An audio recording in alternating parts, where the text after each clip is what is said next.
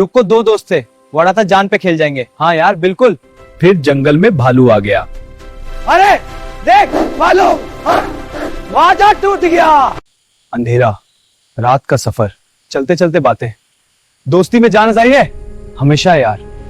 अचानक झाड़ियां हिली, बड़ा सा भालू अली फरहान डर के दरख्त पे चढ़ गया, बिलाल को भागे अक्का छोड़ दिया। बिलाल हिला भी नहीं, जमीन पे मुर्दा बनकर लेट गया। सांस रोक ली, भालू आया।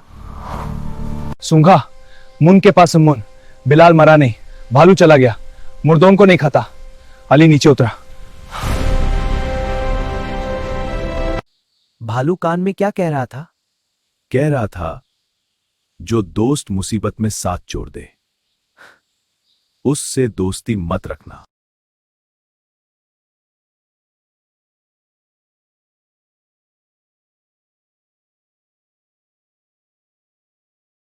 दोस्ती जुबान से नहीं, मुश्किल में पता चलती है। भालू से ज्यादा खतरनाक बेवफा दोस्त है। मैं जा रहा हूं। अब के कितने अली हैं, कितने बिलाल,